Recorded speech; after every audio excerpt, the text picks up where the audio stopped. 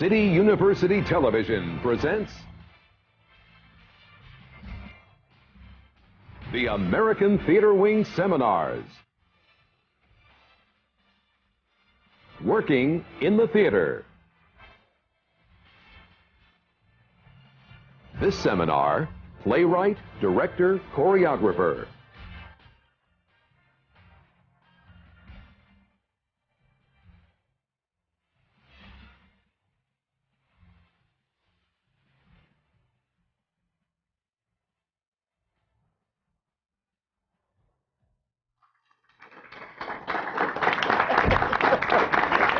A warm welcome to the American Theater Wing's Working in the Theater seminars.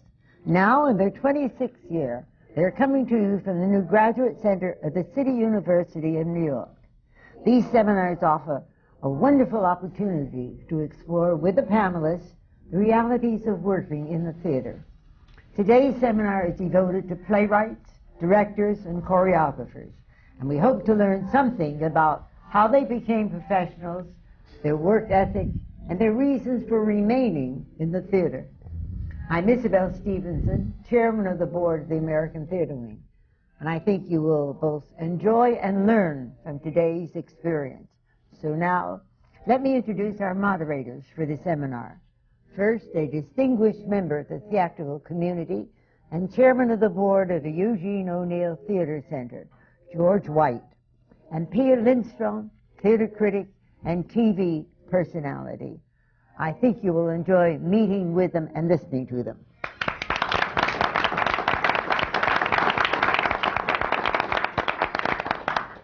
I'm going to begin by introducing the lady on my right, Kathleen Marshall, who, to my delight and astonishment for one so young, and amazement, is the choreographer, is the artistic director of the celebrated Encore series at City Center, and is now just fresh from choreographing Kiss Me Kate, which will open very soon. November 18th. November 18th, indeed.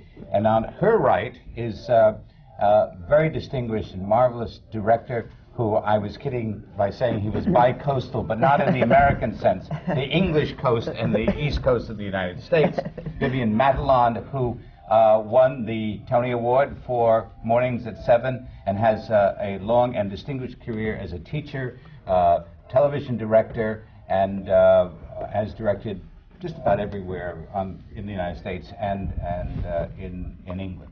Welcome. Thank you. And next to me is Doug Carter Beane, playwright and author. Advice from a Caterpillar is his.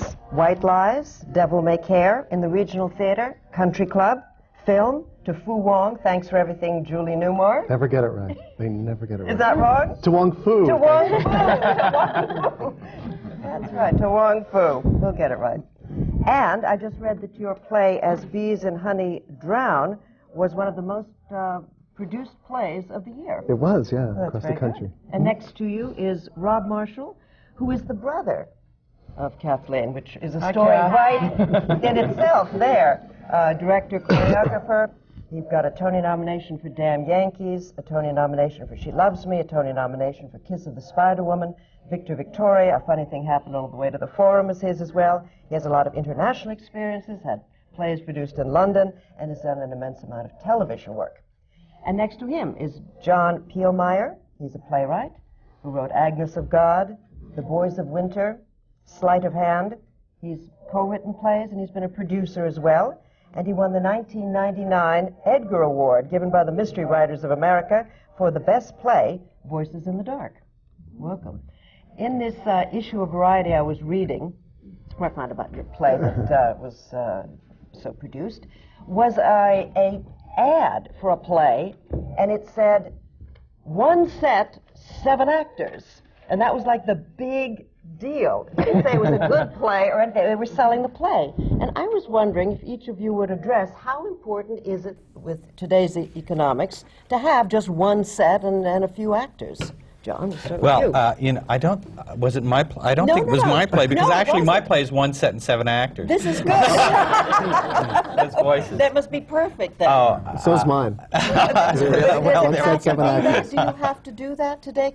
Think about how many sets you're I going to certainly put think in? about it a lot when I write for theater. I mean, if you're dealing with a naturalistic play, which I usually don't write, voices being an exception, I was very aware of it needing to be 1 set. Actually, an earlier version of the play ended with a small, very small scene in a slightly different set that, when it was first done, was basically a stool and a spotlight.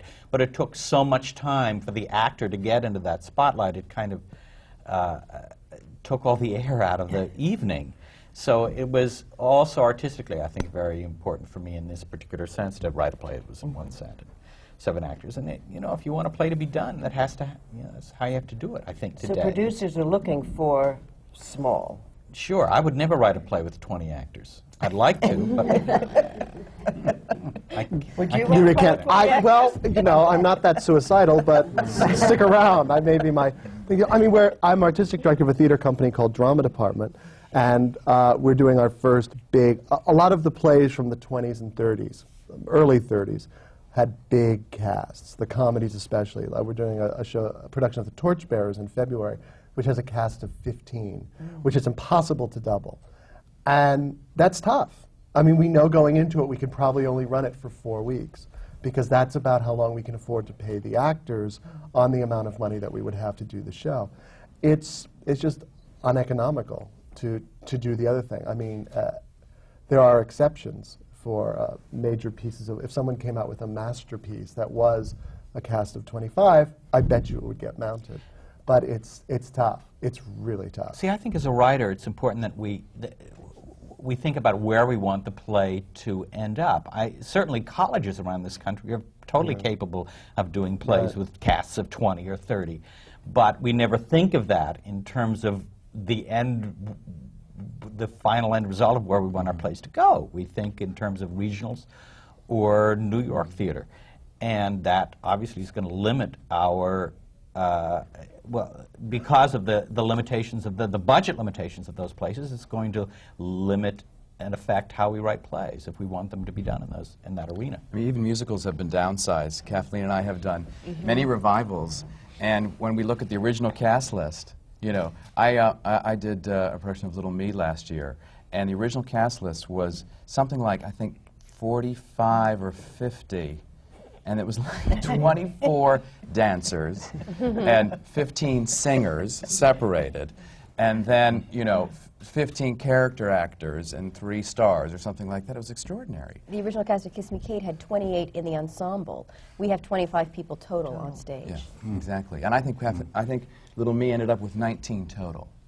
So we had less people than the dancers or the singing ensemble. But and is that necessarily? I mean, I know on paper it sounds not like a good thing, but is it necessarily a bad thing to force yourself to compress and to distill the ideas that are in the show? Because it strikes me that a lot of the musicals that were done, where you had the principals, then you had the singers of Brigadoon and the dancers of Brigadoon. I mean, was it not just an enormous amount of fat on the production? I don't know. I mean, I do think that these days it's not even up to a playwright is just being practical if he says or she says, I have to restrict the number of people in this, because most producers will not take the trouble, and I'm not saying this against them,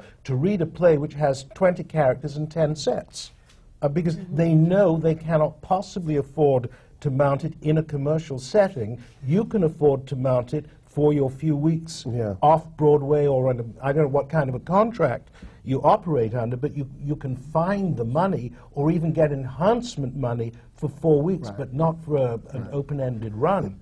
When I ran the Hampstead Theatre in London, which was, an off-Broadway house, and we were probably, I was the second artistic director there, and we were really the first off West End theatre to which the critics came on a regular basis. But I used to send out letters when people said they wanted to send me a play, saying, would you please bear in mind that we try to average out the year doing 8 characters in one set. So if I got a 2-character play, then the next play I could do could have 10 or 12. That's what we had to do. Right. And I'm going back to 1970. Wow. That's 30 years ago. And just also in terms of in terms of writing, just on a technical look at writing, if you have 40 characters in a 2-hour play, are you going to have 40 well-rounded characters that we're going to see? Or are you just going to have different aspects of personalities embodied in one person? Like, oh, that's the greedy one, or that's the funny one, or that's the evil one. That's the problem of melodramas, if you look at old American plays of the last century, was that they were one aspect. I've only got time for one aspect because we've got a lot of people on this stage, so you're getting my aspect. And I mean, you want to create people who are completely fascinating and contradictory, and you kind of wonder what's going on with them next. And it's, 7 characters in one room is an interesting way to do that. Or a blank space is an interesting But then way. you have a play like Iceman Cometh, which is not done very much at all, I think primarily because of the size of its cast. The length, John. And the length. I was in the Iceman Cometh, and I quit acting the day it closed. Well, I think besides one set, 7 actors, I think producers' other favorite thing is, 1 act, 90 minutes. Yeah. They love that. Even short Oh, now yeah. plays. Well, Yeah. Well, I heard a thing on the radio the other day where they were talking about a play, the same kind of thing you were talking about, Pete, that said, and it's 90 minutes of fun. No, when we did his Thousands Cheer, we'd cut all the fat out. It was about an hour. It was an hour and 10 minutes. It was an hour 10. It was an hour 10, and the New York Times Review said a breezy hour 10, and the press people said that's your ad campaign. Yeah. Jam-packed and publicize that. fun-filled. People love yeah. that. Yeah. But that's the audience demands. Yeah. I mean, that's because we're used to watching. But you're all talking about editing after the fact, in a sense, of cutting down, Right. of looking at it and say, you don't need that many people, and you don't need that much lines, you don't need all of that. That's editing, in fact. But I'm surprised at hearing that you write with that in mind. No, what we're saying by saying that we edit is that obviously if everyone's doing it, there's a reason why you shouldn't be writing it in the first place.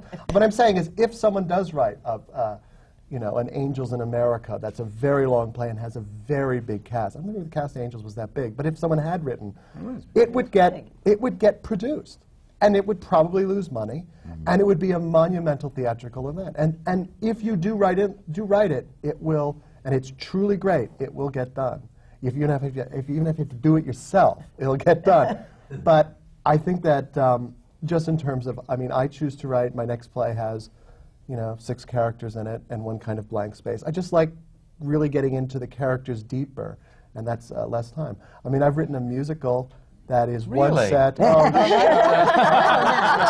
Because I really need to suffer more. I thought book writer for musical was either that or cyanide. He's the lowest in the room when you walk in. I am. I'm like producer's boyfriend, I think, is somewhat higher above on the scale than book writer. So, but I was really, it is 15 characters. And I have had so many meetings with commercial producers saying, it's an original musical with 15 characters. That's a big gamble. Wow. And that's with a chorus of 6. 3 boys, 3 girls. Yes. In terms of choreography, having a limited ensemble, we have a 15-member ensemble in Kiss Me Kate, and I have sort of 8 dancers. And it's challenging because what you really want is you want to sort of fill the space and and sort of make it thrilling. But what you do with 8 dancers is you get to know them all very individually throughout the evening. Nobody is anonymous, and that's the thrill of that. That by the end of the evening, you know every person on stage, which is great. It makes auditioning hard, though, don't you think, Kath? Oh, and it's a replacement sure. and nightmare. Because everybody has to. I just saw the Gypsy Run of Kiss Me Kate, which is spectacular, and Kathleen's work is marvelous. And the thing is, your dancers all sing, like really sing. They all have featured singing parts as well. because they have to, because you only have an ensemble of how many? 15. 15. So they all have to sing.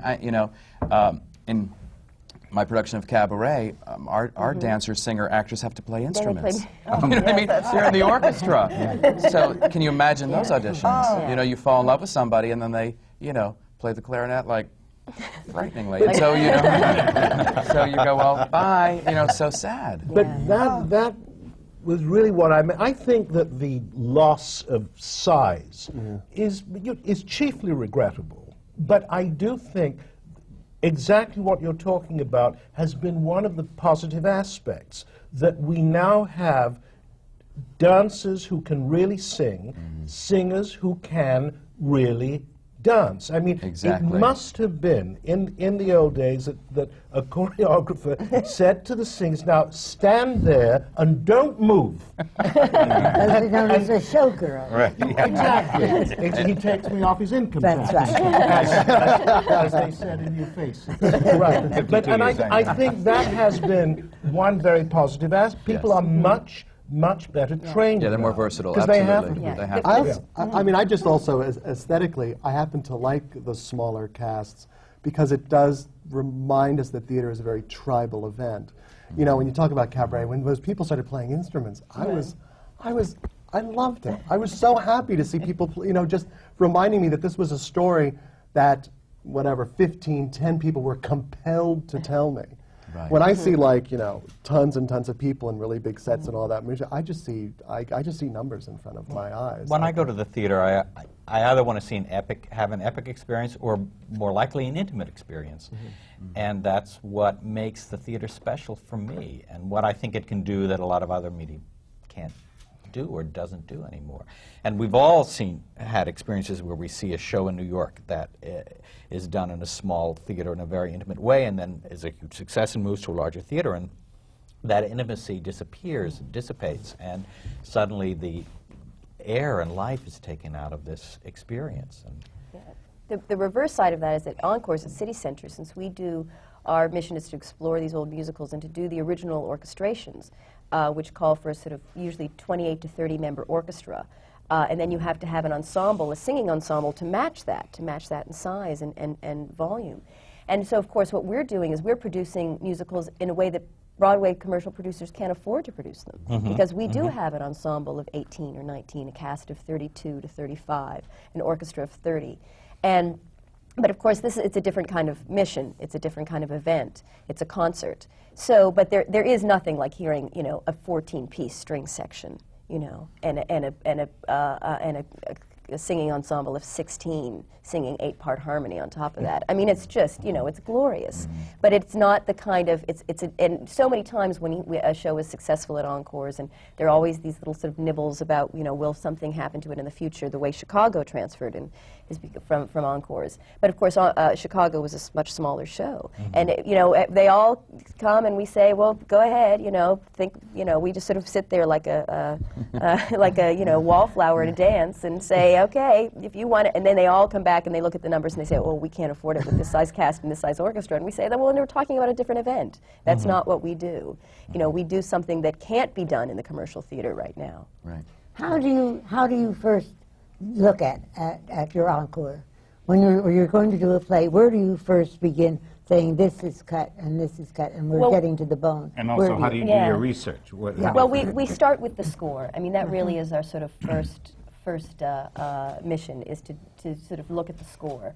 And we sort of think of ourselves as the kind of, island of misfit toys for musicals, which is musicals that everybody say, oh, you can't do that, the second act's terrible, or oh, that book is really dated, you can't do that show. It's like, well, yeah, we can. That's what we're here to do.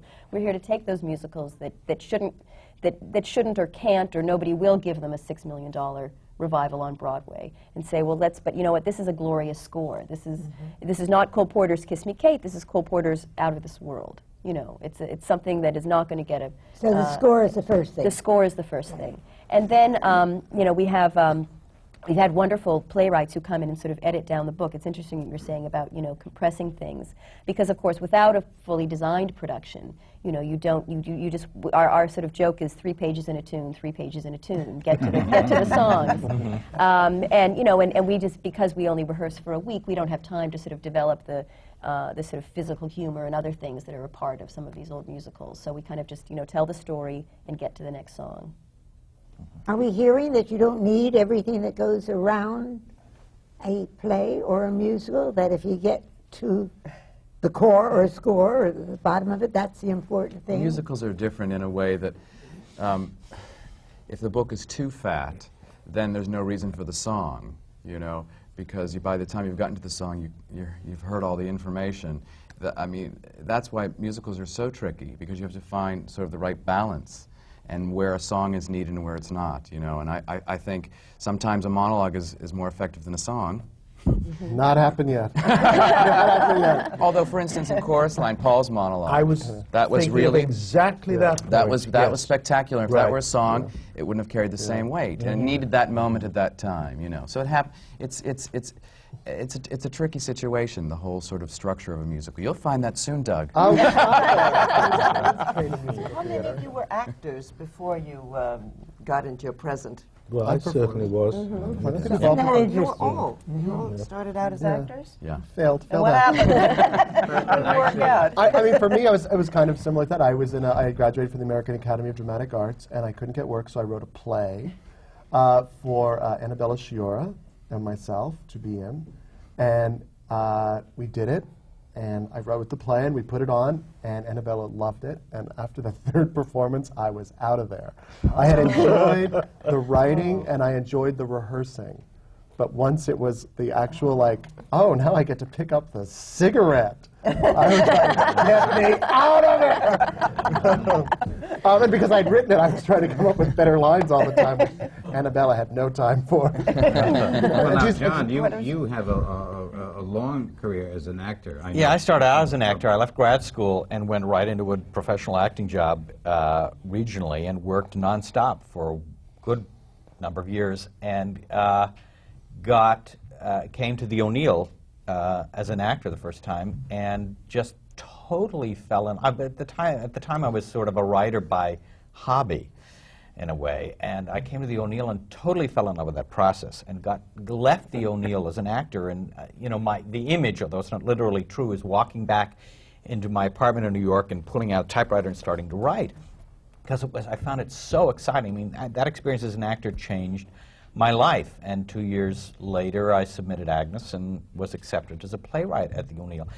But I made the transition because I found personally I was very unhappy as an actor. I just wasn't, I found it emotionally a very difficult life for me to live. So when the playwriting came along, it became, you know, and I said, well, I think this is the way to go. I remember the moment I got the telegram from the O'Neill saying that Agnes had been accepted. It was on May 1st, 1979. But my wife, I was out of town. It's a very clear moment. My wife called me on the phone. She said, you got this telegram from the O'Neill and your play's been accepted. And I realized at that moment that my life was totally changed from then on. Wow. I was so aware of the fork in the road, and the path that I thought I was headed down suddenly became narrower, and a whole other path opened up. And that's where I went. I think a lot of people also become actors first because it is the most visible part of theater. I mean, I always was fascinated by playwriting and playwrights. I read every play I could get my hands on. When I was a kid and I'd see a movie, I was always, now who wrote that? I always wanted to see written by. I was fascinated to know that somebody wrote All About Eve, more than really the performances or the design or the direction of it. I said, now who wrote those words? I think you just become an actor first, and then you kind of do get your calling, and you do feel like this is it. And also, I mean, I also have lately just been saying, I'm a theater person. You know, that's what I do. I'm a theater person. I'm an artistic director. I'm a writer, and also, you know, I'm of the theater. And a lot of the actors in our company are writing plays now. And I think that's great. They should. Well, you know, I also, this is a theory that bears absolutely no scrutiny. But but it seems to me that actors people who start as actors are better writers. For one thing, they can put in the mouths of their people things that are sayable and speakable. Or, I mean, a word from my sponsor, Eugene O'Neill, although he was never an actor, he grew up in a family of actors, his father and his brother, and somehow, you know, Iceman aside, you know, they somehow are able to, it's easier because you don't get these things where people saying, that's impossible, I can't say it. But an actor has had to do that. Well, I don't want to be rude about O'Neill, but I think that O'Neill, on the whole, was a really awful writer who had kind of a remarkable and magnificent canvas. And I say that with a lot of respect for him, but I think the one thing he couldn't do was write sayable dialogue. And I think that one of the reasons that you have to have remarkable actors to really interpret O'Neill is because he's very, very hard to speak. And God knows he will say a thing 4 times unless he can think of a way to say it 5. But the broadness with which he thought is probably unparalleled, I think. Truthfully, I stumbled into directing. It couldn't have been further from my mind. I was really, on the whole, a successful actor. When I acted on television in England, my name was above the title. I don't think anybody knew who the hell I was, but I had the billing, and I was in Iceman Cometh. And I played a bleeding role. I played Parrot, and it was, interestingly enough, quite as brilliantly reviewed as the previous one that came from England. And a lot of people in that show went on to rather distinguished careers. But we all got crazed from the play. I used to get up in the morning at about 8:30, have a cup of coffee, and go back to bed for the rest of the day. And we'd go to the theater. We went up at 6:30. I used to get the last bus from Shaftesbury Avenue at 5 minutes to 12. And I also, for me, I thought I looked much younger than I was in those days. And I was in my 30s playing a teenage boy. And I thought, if I don't grow up, I am going to die. and I will never grow up if I remain an actor, because you have to be somewhat childlike. Again, I say that not disrespectfully. And I just quit. And I went to a drama school, to Lambda, and I said, may I come and teach? They gave me some classes to do, and I didn't think I was very good at it. And then they insisted that I direct a play, and I did a play, and I went from being a very driven, very ambitious actor to a very, very unambitious director, and the work fell into my lap for many, many years. But it was nothing I ever planned. Amazing. Nor do I miss acting. No. I think it's the lifestyle. You were saying the lifestyle. It's a very different kind of lifestyle, to walk in front of a group of people and hope that they're going to say, we like you. And, you know, I'm embarrassed, actually. Many times when older actors come and audition for me, I feel odd about it, you know, because I have such respect for what they do, and I try to make that clear. But who's this little upstart who is going to tell me whether or not I, you know. Yeah. I mean, I had an experience, I think I told you this, Kathleen, but that where I was in, I was directing a production of Chicago in L.A., and Kathleen and I, we began theater quite young at the Pittsburgh Civic Light Opera. We were in a production of Sound of Music together. And our other sister was in it, too. Mara. We were 3 of the Bond Trap. It was just too cute for words. But anyway, and our father in that production, Steve Harlan, fabulous actor, came in to audition for me in L.A. And so I'm sitting behind the desk, and they say, and next is Steve Harlan.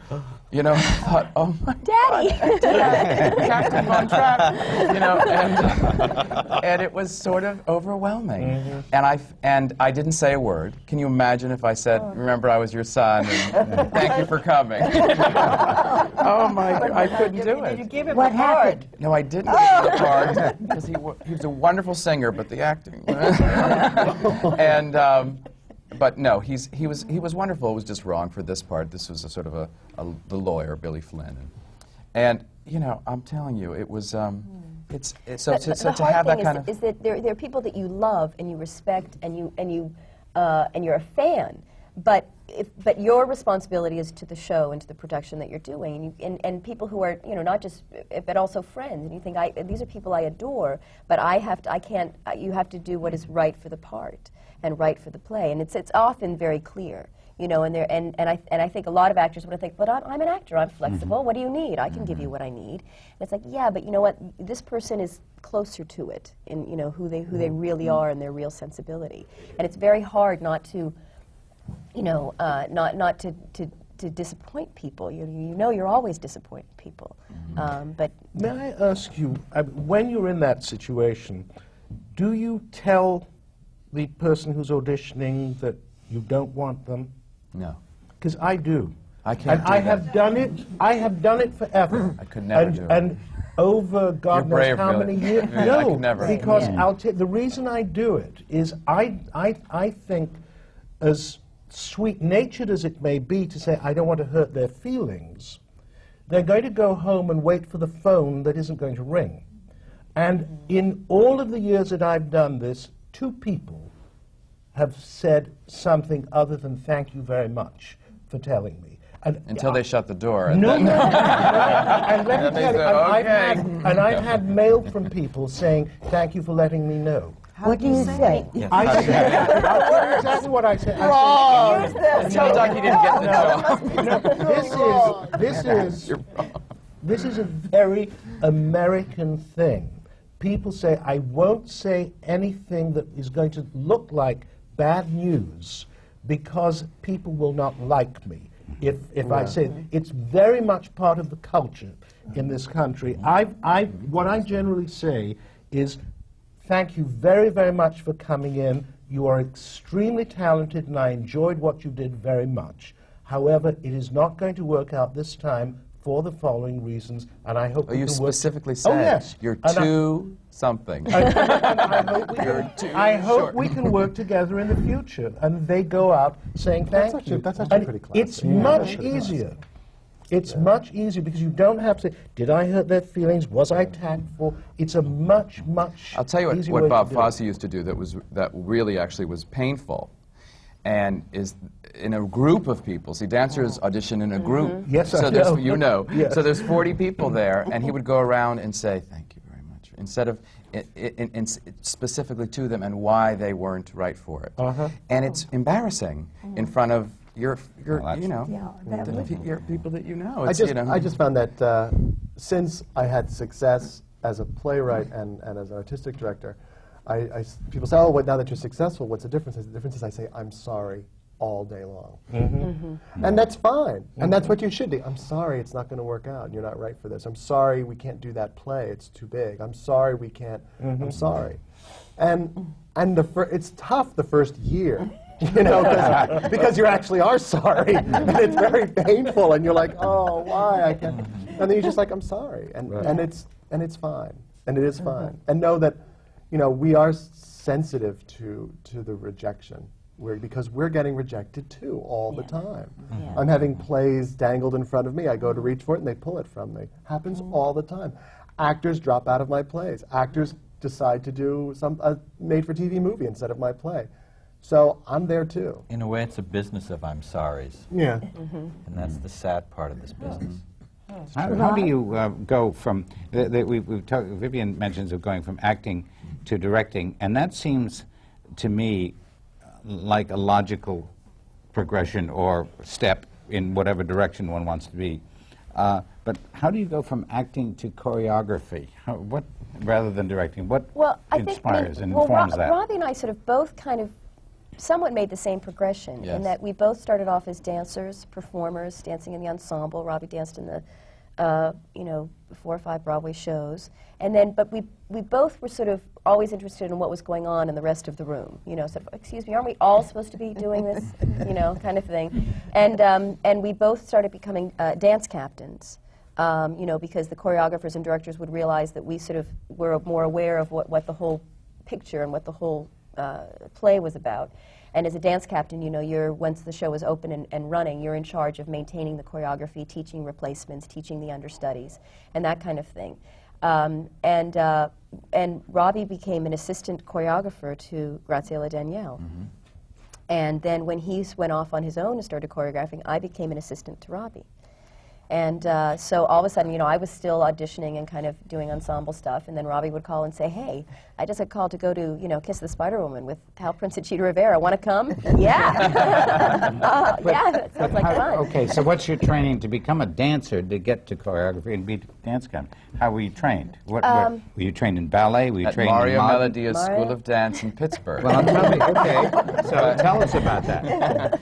Well, I mean, I was too sort of mortified to go to dance class, so Kathleen actually used to teach me in the basement of our house because it was just too, weird for a guy to go to dance class. I just couldn't, the whole dance belt thing was really frightening, the whole world. So, but Kathleen started taking class. I started taking ballet first. Ballet first. And In Pittsburgh. In Pittsburgh. And tap. He started kind of late. I didn't start dancing till I was 13. 13. And then I started taking ballet and tap, was teaching Robbie steps. And then a couple years later, you started taking jazz class. Yeah, I think I was about 16. It was yeah, very he was late. 16. It was very late. And then he started teaching me jazz steps. So, I started taking jazz. You didn't take jazz. Mm-mm. That was the cool thing to take. It was sort of the 70s, and it was like, lot I was of like John Travolta in the class. Oh. For all the, Jazz is manly and ballet is... That's right. Yeah. It was that point thing. Yeah, but for all I could the, flex everywhere, but the point was too... but, for all the relatives and for all the aunts, Robbie was like, dance like John Travolta, dance like John Travolta. It was about that whole thing, Oh, yeah. But it was a And natural so- thing, and very quickly, both of us were in the advanced class. And, we didn't come from a dance background in any way, shape, or form, but it was just natural to both of us. And we, I think I was in the advanced jazz class in like 3 weeks or something. yeah. I mean, it was just a natural thing that happened to both of us. Our parents are both in education. And from Pittsburgh to? Pittsburgh, I actually went to Carnegie Mellon in Pittsburgh and the musical theater department. So then I sort of had formal acting training and dance training and voice training. And Kathleen went to Smith College and actually you were at the English department. Yeah, I was not a dance major, but one of the reasons I went was Jemsy DeLapp, who was one of Agnes DeMille's assistants and lead dancers, was teaching there. And it was great because I learned ballet and specifically musical theater dance. I mean, we would learn original Jerome Robbins and Agnes DeMille choreography and that kind of thing. And we would have classes in musical theater choreography. She was Dream Louise and Dream Laurie and yeah, all we her, did all these things in dance in concerts. the original yeah. productions. Yeah, Yeah. great. Hasn't dance theater become, in a certain sense, formalized? There's something that I sometimes expect always to see in a Broadway show, there's certain movements, and I was wondering how we're coming to the 21st century here. Is there somewhere else for dance theater dance to go? Well, I New think style? the success of Susan Stroman's Contact that just opened, which I haven't seen yet, but it's a whole dance theater conceived piece that that dances from beginning to end. And what Graziella's Danielle, her sort of theater dance pieces when with Dangerous Games and Chronicles of Death Foretold, very sort of interesting pieces. How would you describe this new style? I just want to say that musical theater is a style unto itself. It is a form. It is an art form. I mean, I just find it has been a delight for me to write a book of a musical comedy and get to know all the rules and read everything everyone's written on it. And I had studied it at ASCAP in the workshops, and it's just a great thing to know that this is our form. So yeah, I mean, there are. In terms of choreography, there are certain steps that you may see over and over again, but they come out of an affectionate knowing of it. And I mean, we haven't seen a dream ballet in a musical for a while, and those were pretty standard through the 40s and 50s. Was that dream ballet? But it's very interesting. You just said musical comedy. which is Well, what I'm it going- was. it was, in yeah. the, And in that's the what I'm 40s writing. and 50s. But it's become And more now you're saying integrated. musical theater, Yeah. which is what Yes. it's becoming, Yeah. and that's what I P was think talking it truly about. I think. it has become much more integrated because instead of the dream ballet, the characters dance and sing within the piece, and somebody doesn't take over for them. I mean, I even think in Oklahoma and London that the dream, the Laurie and the Curly dance themselves in their ballet. I mean, and that's a revival of an old piece. But I think. I hope that dance has become more integrated in that way, so that the characters themselves can dance, and it's not like the people leave and the dancers come on. I mean, it's much more integrated that way. I think that's a big I guess change. there's a new form of tap dancing. I mean, that is coming in.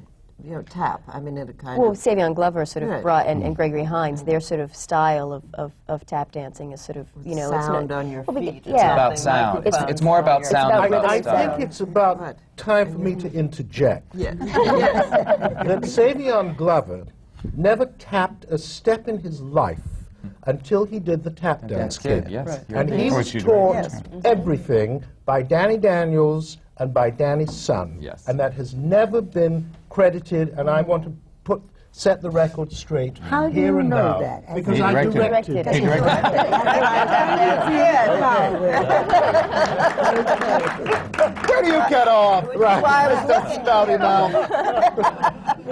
We were setting you up, Vivian. And I thought he was a wonderful talent, and I think he still is. But credit should Yes. go where it's due. Well, now, Yeah. go farther with it, because that is, I was kidding you, we were setting you up for you to Right. leap in with that. Right. But when he came to you, I mean, he came out of nowhere, basically, right? Or not? All of the children who danced in the Tap Dance Kid, including the first one, Alfonso, he had never tapped in his life. And Hinton wasn't a great tap Hinton dancer. had never tapped. No. Hinton had never tapped. But Hinton was not, in years anyway, a child. Ouch. But what happened was they came in, they sang, they read, and then Danny worked with them. He said, very well coordinated, we'll put him in school for 3 months. And we had 3 children. One was Jimmy. He was later Savion's understudy in Bring Into Noise, Bring Into Funk. He had done a bit of tap. Alfonso had never tapped, and there was a 3rd kid who had never tapped. And Danny and DJ Gianni, Danny's son, they went every day to school. And finally, we made Alfonso the first. Jimmy, whatever his name was the second, and he's actually on the show album. And Savion was the 3rd. And Savion was exactly the same. Danny said, he's very coordinated. We will be able to teach him. And he was a genius. Amazing. You seem an unlikely choice, perhaps, to have directed that. What was your background in tap or music? I'll tell you, I respond very strongly to family plays. Family, you know, Hamlet is a family play, so is Death of a Salesman, etc., etc. Murder in Family. And I thought there was a genuinely revolutionary idea in the Tap Dance Kid. Now, I have to say that what happened on Broadway, I was not very happy with by comparison to what we got in the workshop. But there was a revolutionary idea about the Tap Dance Kid in that you had a black family that were, you know, the father was probably a liberal Republican. And they were not living next door to people who didn't want them.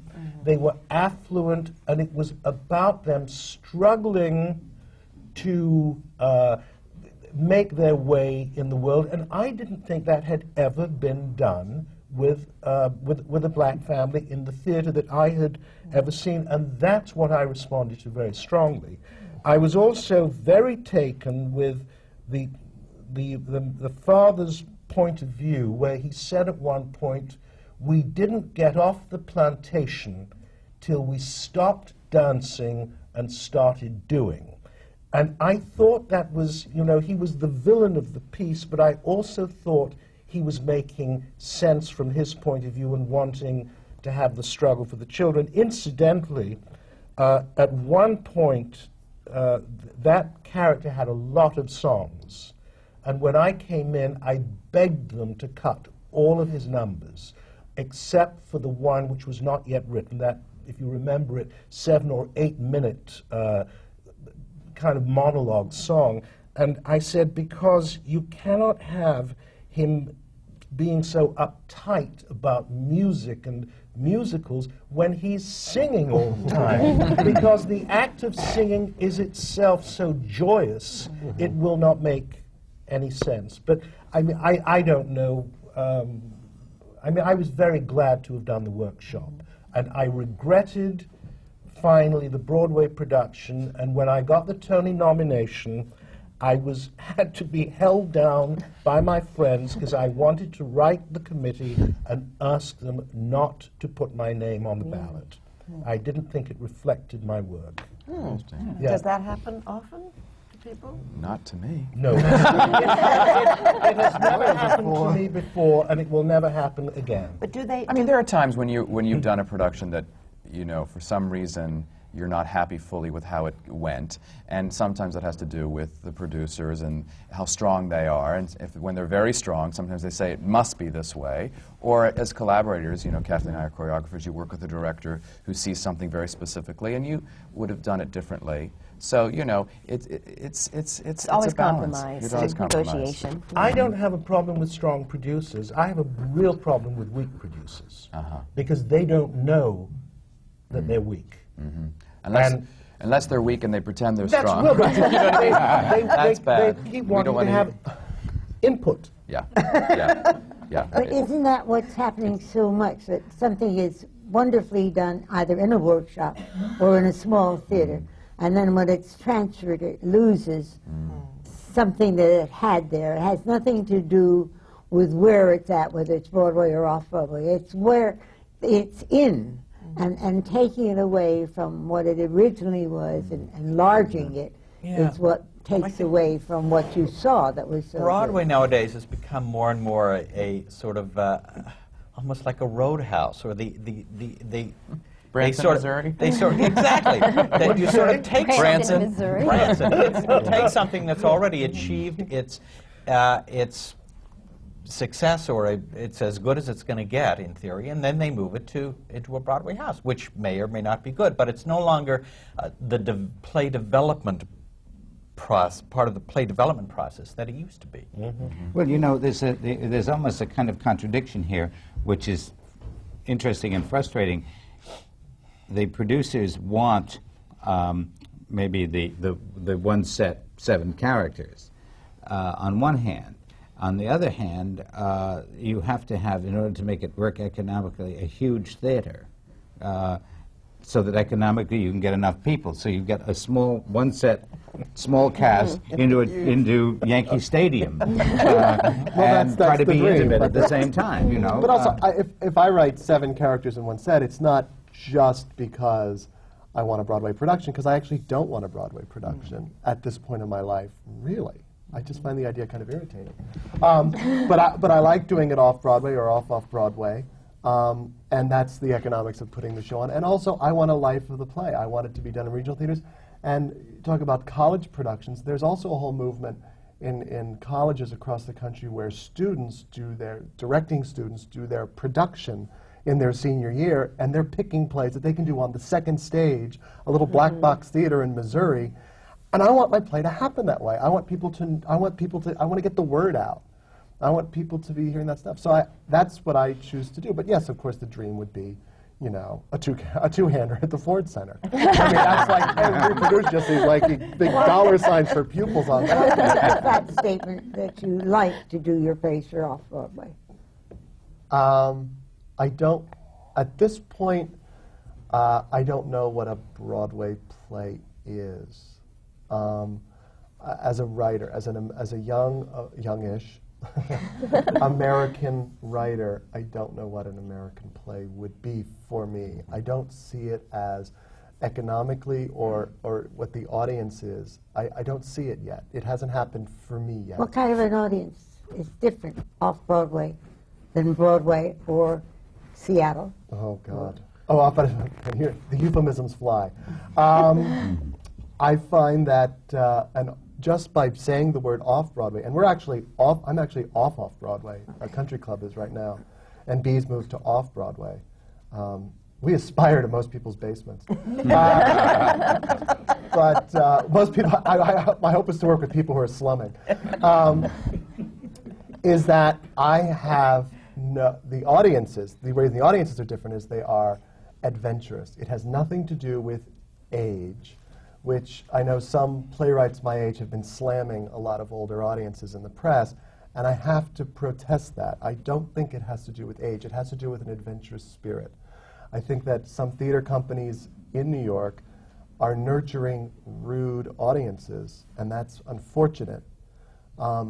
You have to train an audience when you have subscribers, you actually somewhat have to train them like what is acceptable and what's not acceptable. Cell phones in a play is not acceptable. It's not. Talking during a show isn't acceptable.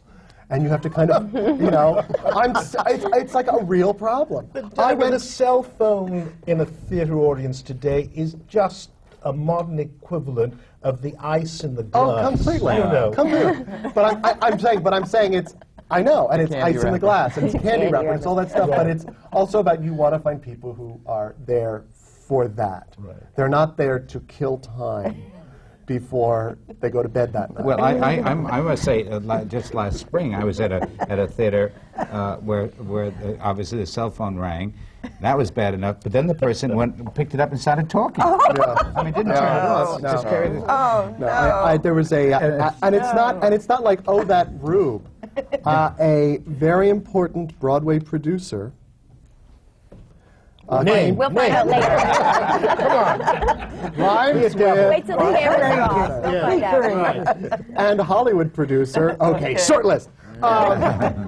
Went to see June Moon at the Ohio Theater when we did it, and took a call, which is a tiny theater about the size of this stage, tiny theater.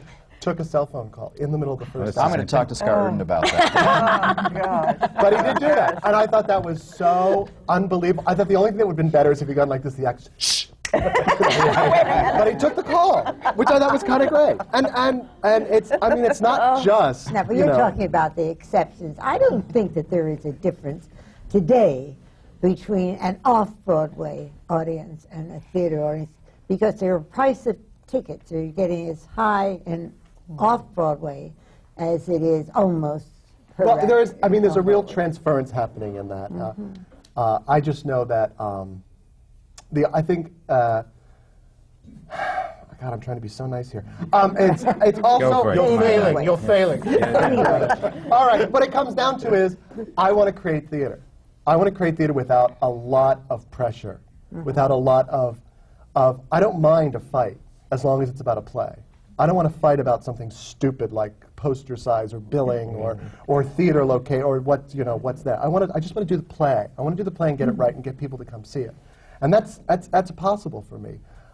Because of the budget. It's a smaller budget. If I were on what's a Broadway show cost now? $1 million? Or more. 1.5, 2? Keep going. 3? No, I mean, play. About 1.5. Yeah. 1.5. It's average, I think. That's a lot of money for somebody to shell out. And by God, if you're putting that money, you better tell me what you don't like. But do you think we're particularly far away from the day when there will be no plays done on Broadway, and only musicals will be done on Broadway, and plays will be done exclusively off-Broadway, other than the imports from the Royal National or the Royal Shakespeare Company? Because I think we're actually there. I don't think that's a bad thing at all. No, I have no problem. I mean, I think what's happened is that, there is a shortage of Broadway theaters, but there's also a shortage of off-Broadway theaters right now. Tremendous shortage.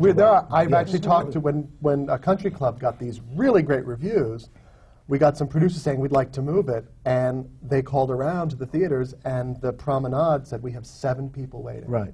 7 different shows waiting for this theater. Problem This is, will come about when playwrights like this young man says, I want to do off-Broadway and off-Broadway and not Broadway. You've got to do a play for whatever audience you can possibly reach, and not say at Broadway or off Broadway. Well, I don't. And that's I know what's that there would be a causing tremendous the dearth of straight Watch my next play will be on Broadway. But that, I'm just saying, like, so far, I said I don't know what it is. At this point in my life, I'm not going to lie to you and say, yeah, that's my goal and that's my dream, that's my alpha, my omega. My dream was always to have plays done in New York, and I'm doing that. And I'm very happy with my life now. Now, if something were to come along and it did have the reviews, and it did have the story, and I said, you know, this could happen on Broadway and make it, I would say go for it. But it's not, without a star, without a big run on the West End, without all this stuff, it's when I saw Closer, a play that I thought was really wonderful. Yeah, it's a wonderful play. It made me quite sad at the end, because I thought, if this exact play had been written by an American playwright, it would not be on Broadway at this moment. Agree it would be with off that, Broadway. yeah. Why? Because I think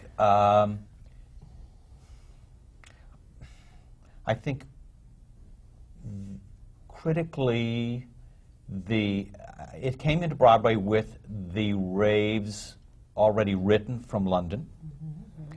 The equivalent of that in America would be, what, regional, possibly having started off Broadway, and those, you can have all the regional raves in the world, and it's not going to, they're almost going to work against you critically on Broadway. I mean, I think it has a lot to do with tickets, don't you think? I mean, people they're going to spend that kind of money, and it has to be an event, it has to be a proven quantity of some kind, and so I'm going to go out to dinner at Orso's, and then I'm going to go see the show, and that's going to be a $300 night for me. Babysitter. Right, exactly. So it's a $300 evening. So should I take the chance on a play that I don't know about, especially a play, because in a musical, in a funny way, you feel like you're going to get your money's worth. In terms of spectacle, I guess. I don't know, it's so bizarre, but it's true. You know, because it's less about imagination in a funny way, and more about spectacle, you know, they assume, or people assume. And so that's the problem, I think. It's a horrible thing. I think that if Closer had been done, and I agree, I think it's a fine play. I think if it had been done off Broadway, it would still be running. Yeah. That could be. Yes, and I'm not saying yes, Yeah. but I think the difference that we're talking about is Broadway and off Broadway, Right. and as a perceived goal for any end goal for a play, where does a play want to end up? I mean, how long certainly did Agnes of God traditionally, run? right about 17 months. That's But remarkable. traditionally, we're brought up in this country believing that Broadway is the end-all and be-all.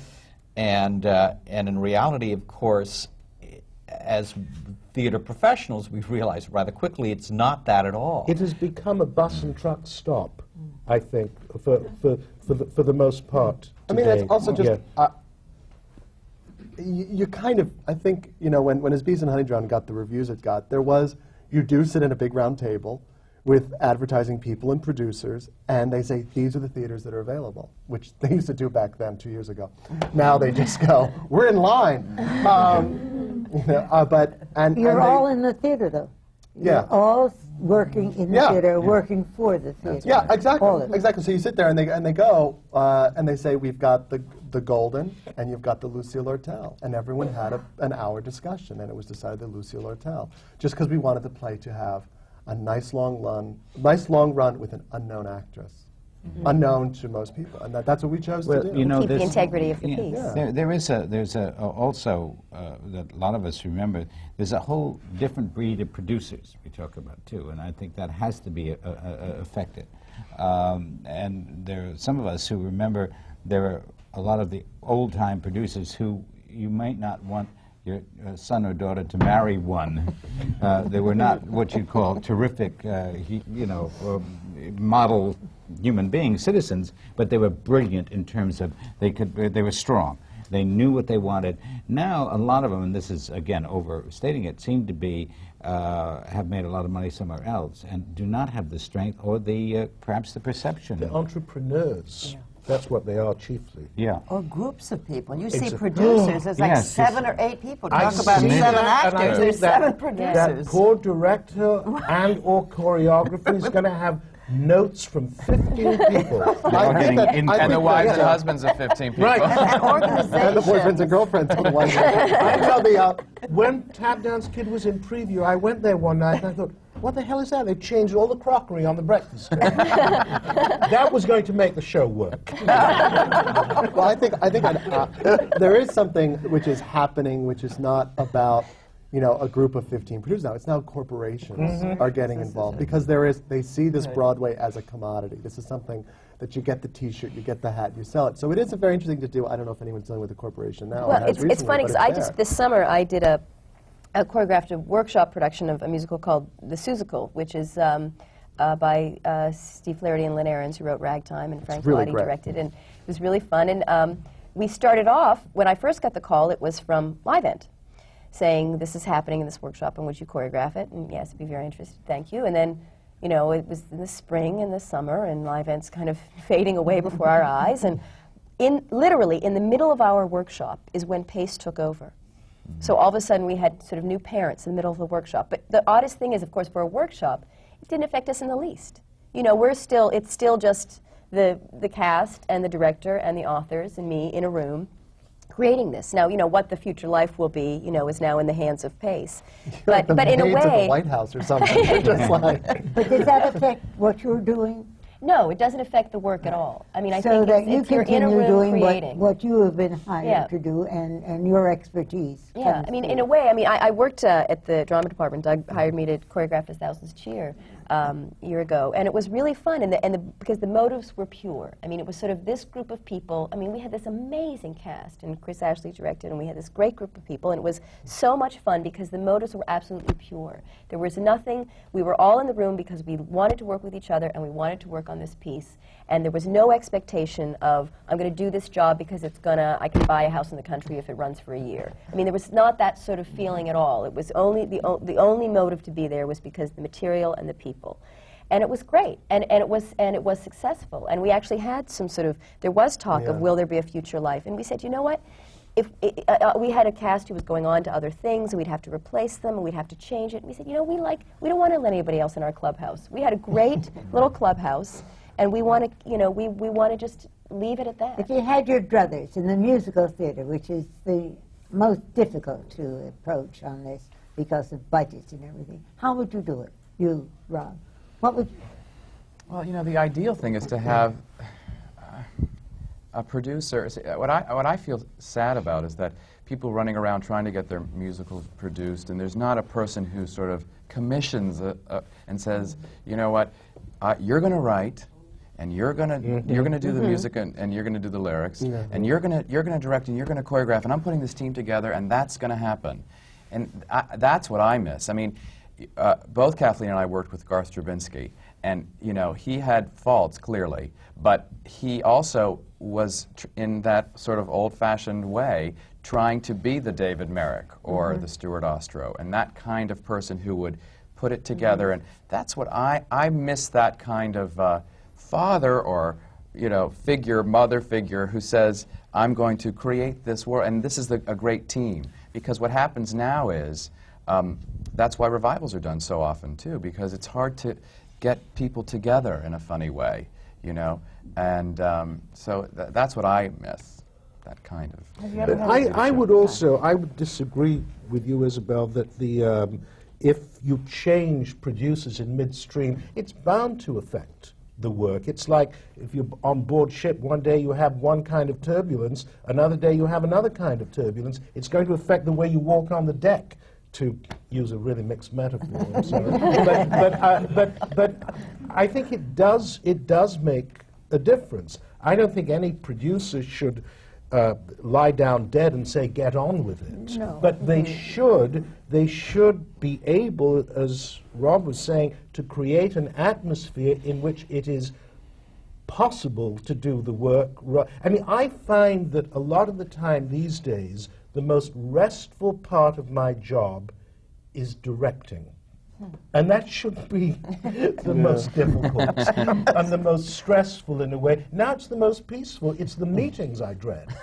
Right. Well, I mean, to be a choreographer in a Broadway musical these days, you're the first to go. I mean, it's like musical chairs with choreographers No, these days. usually the costume design. if the sets And the set dressing. If the sets don't move right, the costume design. When did we start having choreographer director in musicals? There had been a great division for years. I think, you know, I mean, the rich tradition of clearly of Bob Fosse, Jerome Robbins, Gower Champion, Michael Bennett. Yeah, exactly. Gower Champion, of course. I mean, yeah. I mean, Agnes of God directed a few musicals, but we know her, you know, mainly as a choreographer. Not well. From what I hear.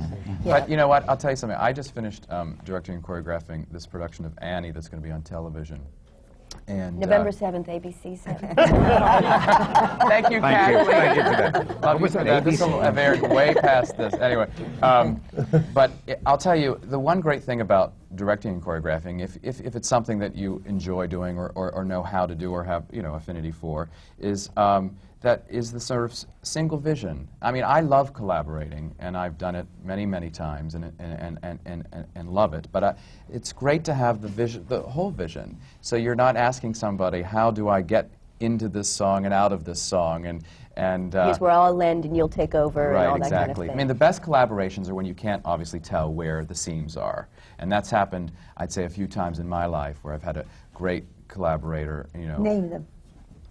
Sam Mendes and I worked beautifully together on Cabaret. I thought. I mean, it was a great experience, and Kathleen assisted me on She Loves Me and Scott Ellis and I worked on that, and Kathleen, and that felt very collaborative. And you know, because what happens is the great directors that I've worked with, the best idea in the room wins. You know, as opposed to that, you know, the egos are sort of checked at the door, I find, and what everybody speaks and everybody listens. And yes, of course, the director makes the final decision as to where you're heading. But I find that that's a great collaborator, great leader, somebody who can let the information happen and not sort of squelch it or bring an ego into the room and push things away. And so those have been wonderful collaborators. And Jack O'Brien in Damn Yankees, loved working with Jack. The other side of that, we've talked about this because Robbie's been directing now for a while, and I sort of just started. I directed something at Encores last year, and we said that as a choreographer, you know, you have a huge responsibility, but you're not in the direct line of fire. And you know, you can kind of sit back there and go, well, you know, somebody better do something about that costume. You know, is he really going to let her do that on stage? And then, you know, when you're the director, you go, oh, I guess that'd be my job. Exactly. You know, I'm the one who has to say that. I better get up and do that. You go, oh, well, not my department. I don't want to get into that. It's lonelier. And let me say something which probably sounds a bit insensitive, but I will declare that I'm unable to stage a number called I'm sitting in a swing and singing as I swing. I cannot choreograph. I don't believe that No, for a it's moment. true. It's true, and I don't try. But by the same token, there are some choreographers who are thoroughly untrained about directing who say, I can do it, and get very stroppy if you sort of say, I don't think this is what you should be doing. Now, the reverse of that is if I go up to somebody, I say, you know, I've never done this, but I feel a tap number in my brain and in my toes. Please let me do it. Can you dance? No. I would be committed for doing that, but certain individuals do get away with the reverse, and I don't understand it. Yes, I agree. don't know why there are egos that need to collide like that. I think choreographers know how to move a musical, like, you know, but that doesn't mean they know how to work with character and with book and understand the complexities of what that involves. And I know, for instance, Bob Fosse studied with Sandy Meisner to really understand what an actor was. And he was a wonderful director. And he worked very hard at it. And Yes. I think that, and I think, you know, I come from a theater background, theater training, and it's not necessarily that, you know, I'm continuing to grow as a director as well. It's something that not everybody does well, and it takes a lot of work and skill. Could we stop for 1 minute? And we're going to come back to what we're talking about and what it is to work in the theater from all of your backgrounds. And we're just going to take a quick minute to stretch and move around and then come back and continue with this discussion, because there are a lot of questions that have to be answered here. You might think that you've answered all of them, but not like that.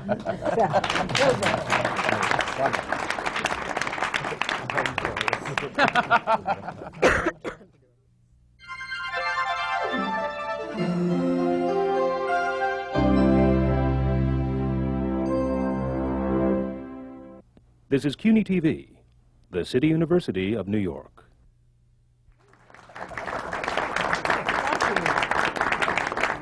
Welcome back to the American Theatre Wing seminar on working in the theater. Before we return to this gifted panelist, I would like to point out to you that the Wing is more than a sponsor of seminars and more than our famous Tony Awards, which is given for excellence in the theater. We are an organization whose year-round programs are dedicated to serving the theater and the community with the goal of developing new audiences.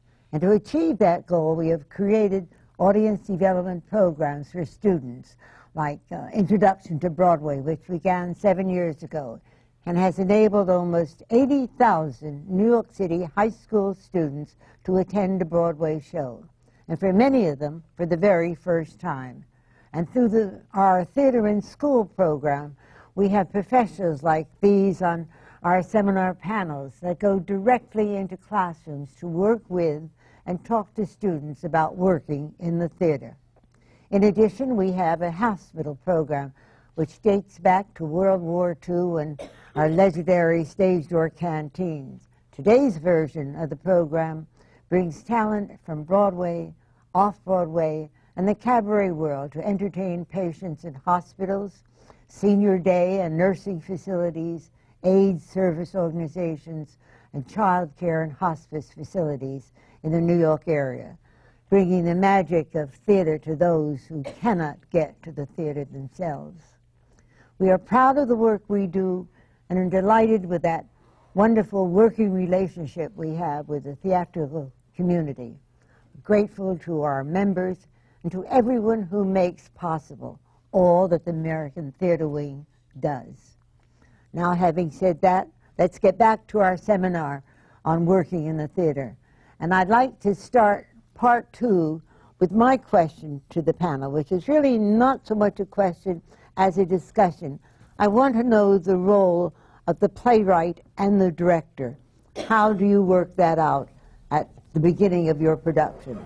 Where do you start and where does it go from there, and who has the final word on this? Would you like to start? What you got to say? The ideal relationship, I think, is a marriage. It's I just had a wonderful experience working with Chris Ashley, which I know Doug, a director that Doug has just worked with.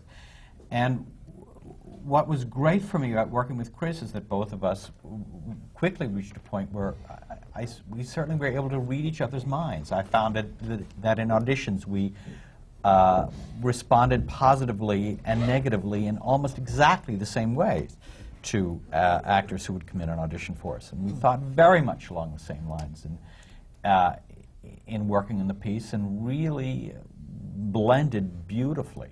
I've also had nightmarish experiences with directors where the ego situation was the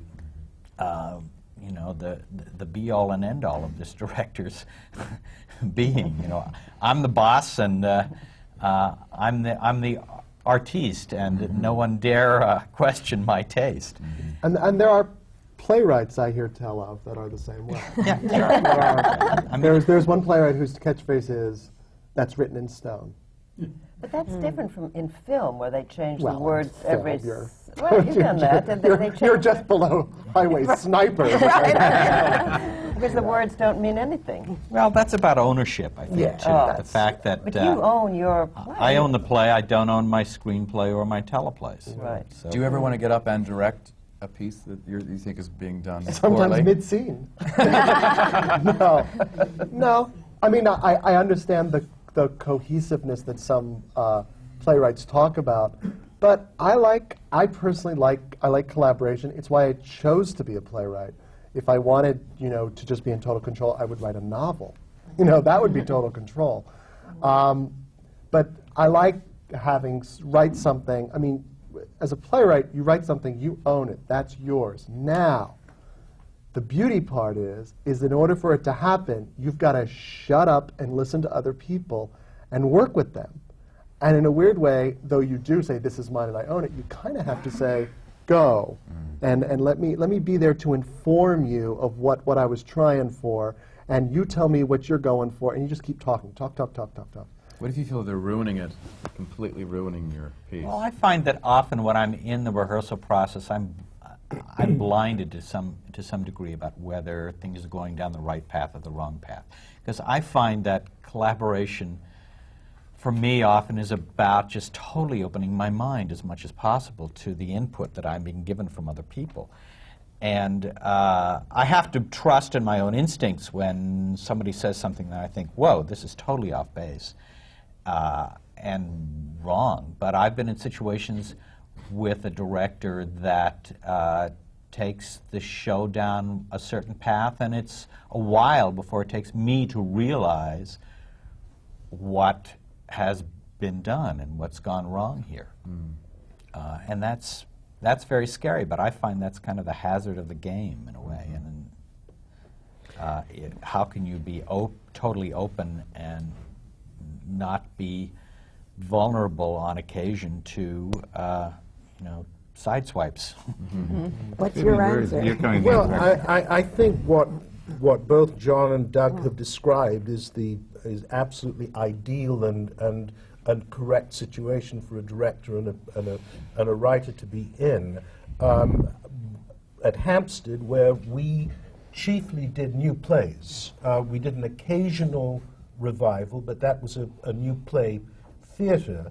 I wrote into the contract with the authors that they had the absolute forever right to be at every single rehearsal if they so desired, provided they respected the etiquette of the rehearsal procedure. What I think sometimes happens that is not a good idea, I think sometimes writers stay at the rehearsal a little too long.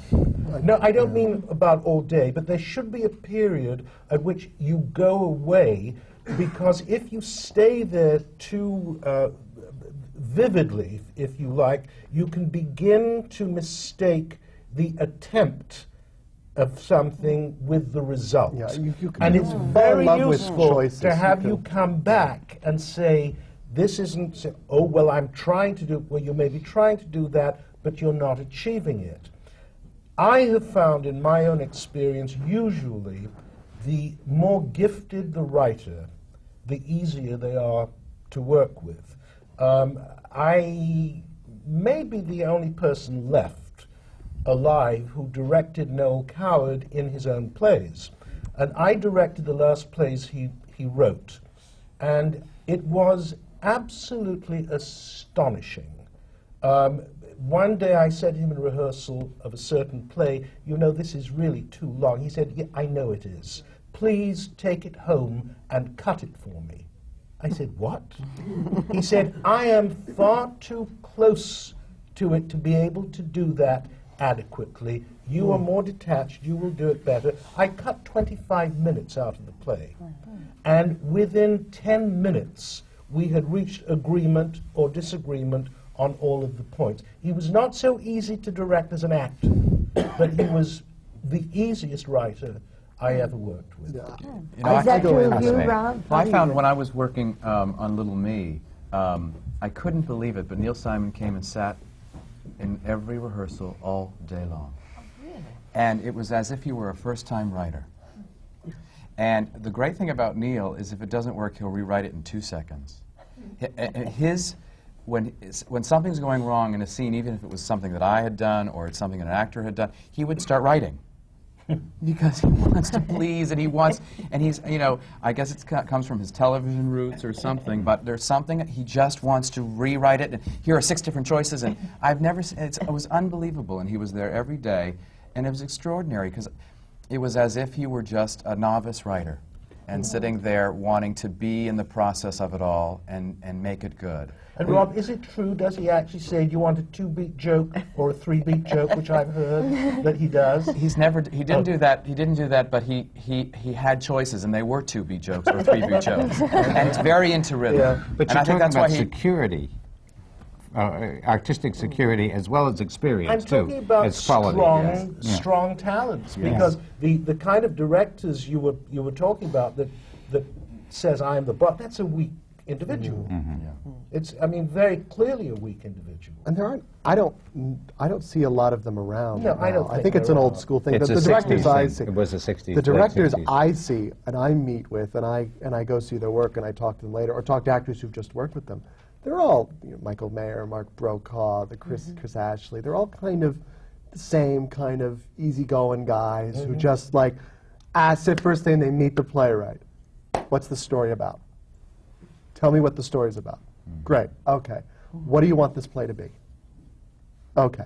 We agree. And then they go and they do it. It's been. Don't you think choreographers have changed too, Kathleen? You Oh, they used to be meanie.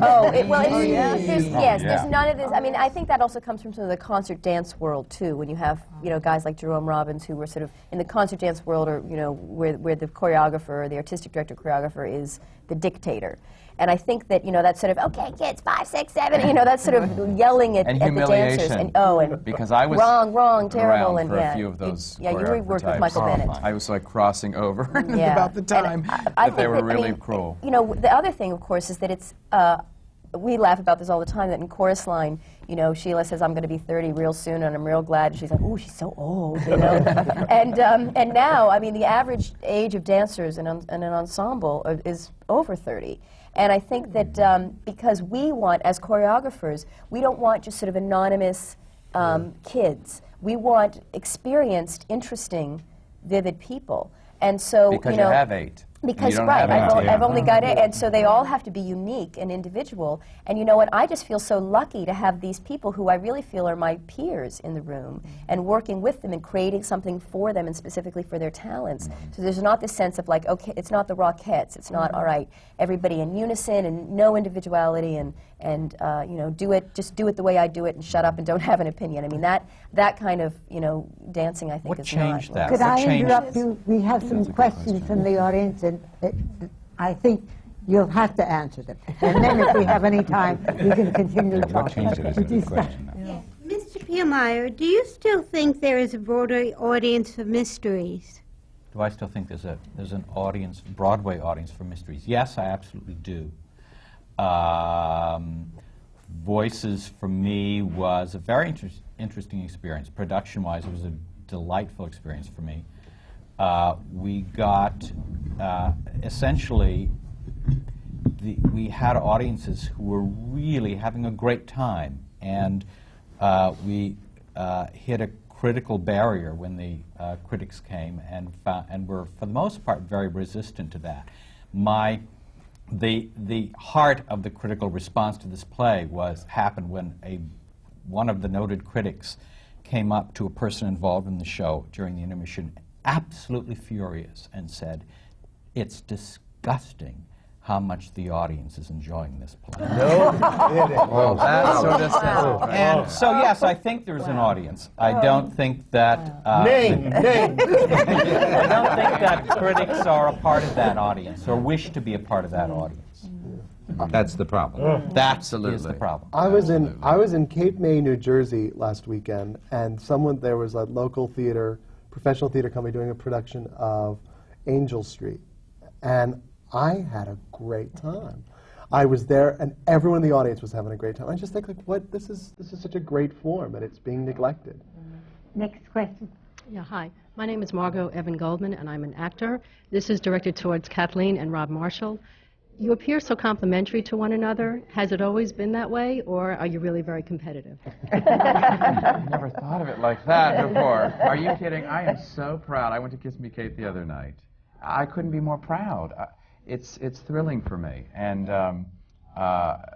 because we do similar work, I guess. We choreograph, and I direct, and Kathleen directs, but you know, there's room for everybody, especially for your really talented sister.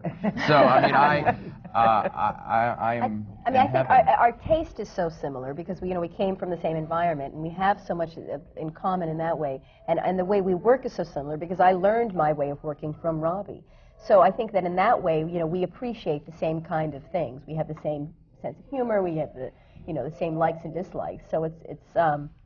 Although when I tell you, when I went to see Cabaret, I mean, I was blown away. I honestly thought I've seen brilliant things that Robbie has done, but to see that and how unique and strong and relentless that evening was, and from beginning to end, it was just, it took a dangerous tone, and it didn't let up for 2.5 hours, and I was blown away because I thought, oh my God, I honestly didn't even know that Robbie was capable of that kind of intense work, and it was beautiful. Thank you, beautiful. Cal.